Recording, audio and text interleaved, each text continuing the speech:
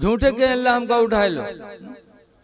सच्ची हिकायत में एक औरत रहा उके यक्के लड़का बुढ़िया रहा जिंदगी का सहारा एक लड़का, वो लड़कवा बीमार हो गया तो बुढ़िया रात भर दुआ मांगे, या अल्लाह हमका उठा लो लड़को ठड़ियाए दो, या अल्लाह हमका उठा लो लड़को ठड़ियाए दो, यानी हमका मार डालो लड़को जिंदा जवान कह दो, या अल्लाह हमका उठा लो लड़को ठड़ियाए दो। यही रात भर दुआ मांगे। पड़ोसी बेचारे सोए नहीं पावे के बकवास के आगे। भाई एक रात एक पड़ोसी इतने मस्खरा टाइप के रहा, ब कंबल ओढ़िस काला काला और खौखियाए के बुढ़िया लग दौड़ा, ब बुढ़िया खटिया से कूद के भाग, रुक रुक। तो बुढ़िया कहते कुआ भैया कहीं मलकुल मौत हो तो रूह निकाले आए।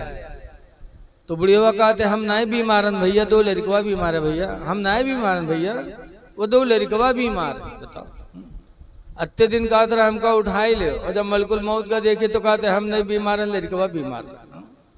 मरना कोई नहीं चाहता, इसलिए अल्लाह की तरफ से कोई मुसीबत आए तो सब्र करो।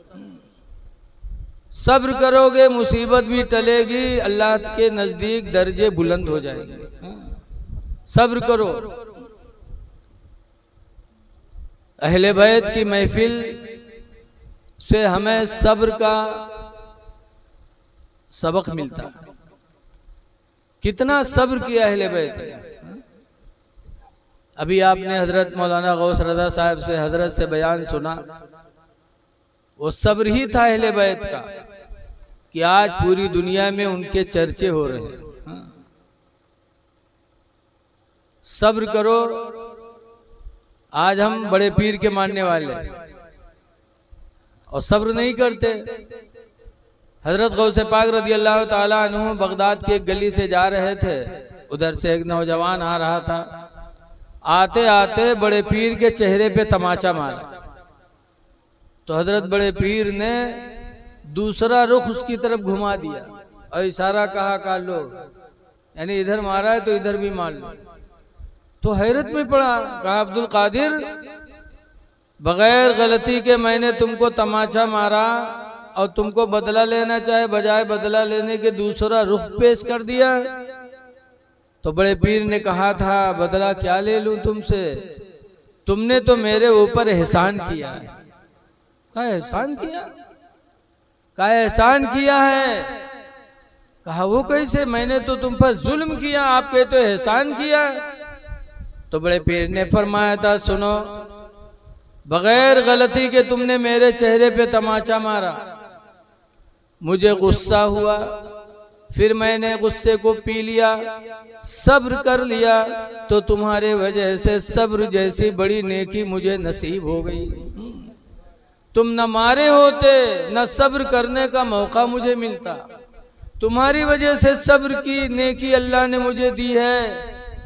बदला तो नहीं, लेकिन मैं वादा करता हूं कि अगर अल्लाह ने कयामत के दिन मुझे जन्नत दी तो मैं तुम्हें साथ में लेकर के जन्नत में जाऊंगा, अगर अल्लाह ने जन्नत दी।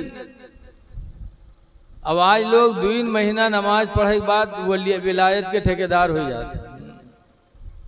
जवानी भर तो कटहर चुरई है, मुर्गी चुरई है, कभू मस्जिद के दायरे न जाई है, और जब बुढ़ई है कोई काम के लायक नहीं तब नमाज सुधरी है। ऐसे बुढ़वा 2 महीना नमाज के बाद ठेकेदार हो गए कि हम ओली हैं।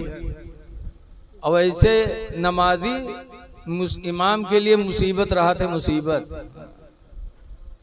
ऐसे बुढ़वन का नींद तो आवत नहीं है, 3 बजे रात के उठ जाइए तो कहीं पहुंच जाइए मस्जिद, मौलवी ओ मौलवी आंखें तुम्हारी न खुली, बहुत चर्बी आएगी हो तुम्हारी नींद नहीं खत्म होता है, अब तुम्हारे बिस्तरा यहाँ से गोले हो वाला।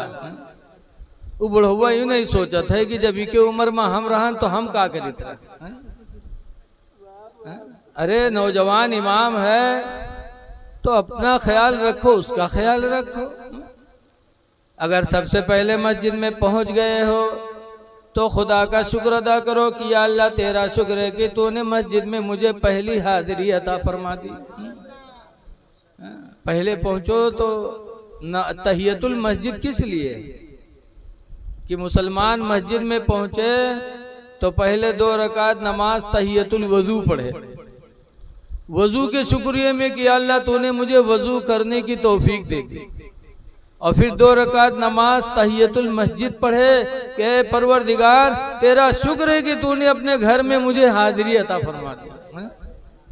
तो बजाय इसके हम इमाम को तकलीफ पहुंचाते हैं।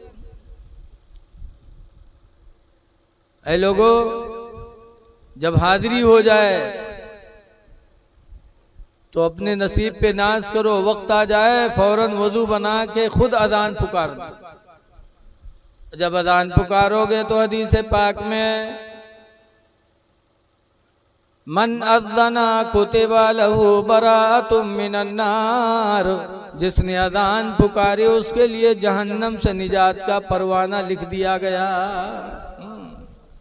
अजान पुकारी तो मस्जिद में अजान पुकारने वाले के लिए जहन्नम से निजात का परवाना लिख दिया गया।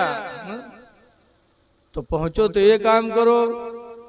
बहरहाल मैं कहना चाहता हूं कि सब्र करो। बड़े पीर ने भी सब्र किया, अहले बैत ने भी सब्र किया।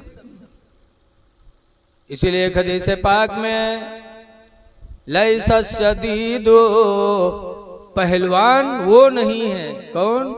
अल्लज़ी यसरउ, जो दूसरे को पटक दे, बलिश शदीदु, बल्कि पहलवान तो वो है अल्लज़ी यमलकु अला नफ्सिही इंदल ग़ज़ब, जो गुस्सा के वक्त अपने नफ्स पर काबू कर ले। गुस्सा आए और किसी पर हाथ न चलाए, गुस्सा आए और अपने मुंह से बुरी बोली न बोले। अल्लाह के नबी फरमाते सबसे बड़ा पहलवान तो वही है। सब्र करोगे तो पहलवान माने जाओगे। अहले बैत ने हमें यही सबक सिखाया।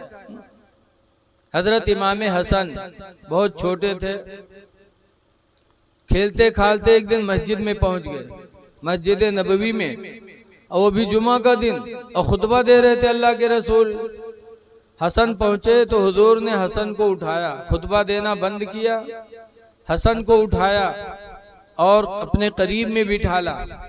उसके बाद फरमाया, ऐ लोगों, मेरा ये बेटा हसन अनकरीब जब मुसलमानों में फूट पैदा हो जाएगी और मुसलमान 2 हिस्सों में बढ़ जाएंगे, उस वक्त मेरा बेटा हसन मुसलमानों के दरमियान में सुलह करा के और सबको एक करा देगा। ये हुजूर ने हसन के बारे में फरमाया था। ये भी तो इल्म गैब है, बोलो है? हम क्या करेंगे हमको पता नहीं, कल आप क्या करोगे आपको पता नहीं। और हसन अभी बचपना है, और फरमाया एक जमाना आएगा कि मेरा बेटा हसन मुसलमानों के बीच में सुलह करा के मुसलमानों को एक करा देगा। और जो सरकार ने फरमाया वो हो क्या रहा। हजरत अली शेर खुदा रदियल्लाहु अन्हु सरकार के आखिरी खलीफा। देखो आज कुछ नासमझ हैं जो नापते हैं कि अली बड़े थे कि अबू उमर बड़े थे, अबू बकर बड़े थे। ऐ लोगों, हुजूर के चारों खलीफा बरहक हैं और सबकी आपस में मोहब्बत थी। हजरत इमाम हुसैन जब पैदा हुए, हुजूर को पता चला तो नहीं, पैदाइश का वक्त था। हुजूर सल्लल्लाहु अलैहि वसल्लम ने अपने दोस्त अबू बकर को लिया, कहा अबू बकर फातिमा के घर चलते हैं, चलो। हजरत अबू बकर गए साथ में। अंदर हुजूर चले गए और हजरत अबू बकर से कहा अबू बकर यहीं खड़े रहो, किसी को अंदर आने नहीं देना। कह दिया, खड़े हो गए हजरत अबू बकर। थोड़ी देर के बाद हजरत अली आए तो अंदर जाने लगे तो हजरत अबू बकर ने रोक दिया, कहा ना, नहीं जा सकते हो, अल्लाह के रसूल ने हमें खड़ा किया है कि कोई आएगा तो अंदर न जाने देना। तो हजरत अली कहते हैं ठीक है, हुजूर ने कहा है किसी को अंदर ना आने देना, लेकिन ये मेरा घर है, मेरे बारे में तो नहीं कहा कि अली को ना आने देना, इसलिए मैं जाऊंगा। हजरत अबू बकर कहते हैं ना, जाने नहीं दूंगा। अगर सरकार ने ये कहा है कि किसी को अंदर ना आने देना, तो ये भी नहीं कहा है कि अली को अंदर आने देना, इसलिए हम जाने नहीं देंगे। बात हो ही रही थी, इतने में हुजूर तशरीफ लाए और कहा अली मुबारक हो, अल्लाह ताला ने औलाद अता फरमाई। तो हजरत अली